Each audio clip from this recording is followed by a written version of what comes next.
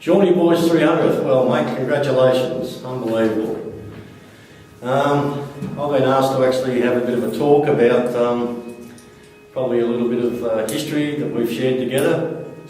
I suppose a lot of people probably wouldn't be aware of you having the concentration span of a mosquito.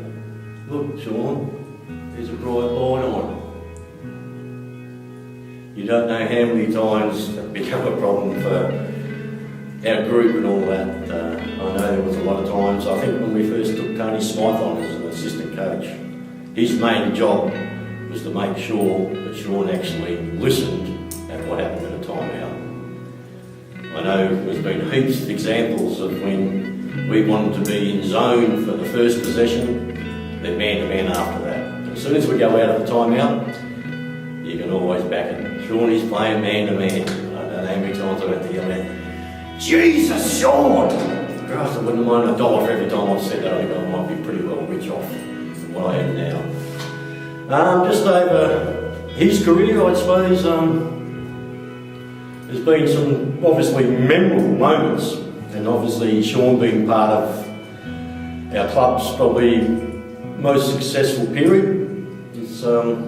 He's been a big part of that. So, but I remember in a couple of games, actually 2006, I think we were playing Bendigo in the conference final when Damien was coaching, and Sean actually stole the ball off Ben Harvey and went the full length of the court and made the lap and sealed the win for us in that 2006 conference final. 2008, I can remember playing at Ballarat. I think Shawnee had his probably best ever game. And it was one of those games where he just couldn't miss. And I remember Ballarat calling a timeout. And it was quite close, I think, as I can recall. And I remember Glenn SEABL taking over the timeout and just told everyone, just get the ball to Shawnee and everyone else get out of his way.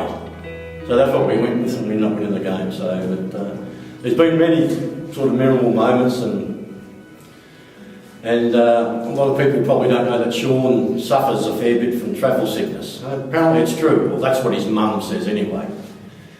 But I know a lot of times when we were coming back after our weekends games on the plane and stuff like that, and all the other guys used to throw Sean their sick bags.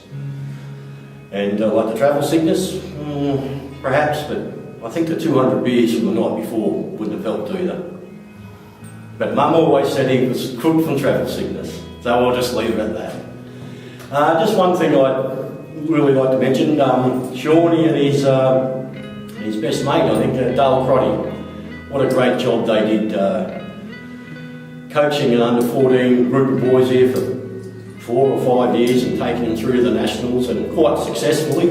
I think there was a couple of golds, a couple of bronzes, I think.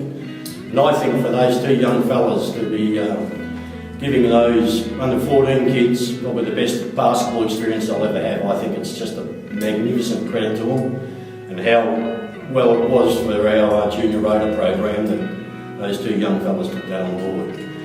But anyway, Sean, I hope you actually enjoy the night or whatever they've got set up for you. Playing 300th games is just amazing, and you're only still 26, so I'd like to see 400 come up. But I hope the body's still going pretty well. But anyway, mate, all the best. Congratulations.